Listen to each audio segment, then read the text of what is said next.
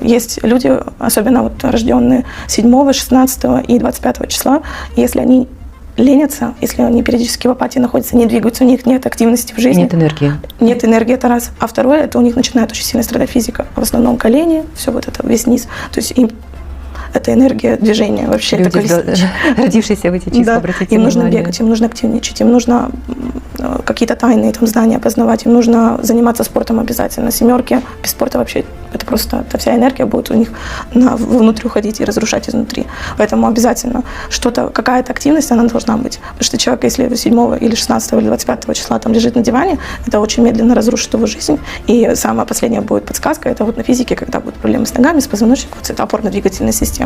Поэтому движению быть. Движение жизни вообще в целом. Да, но просто на них это очень сильно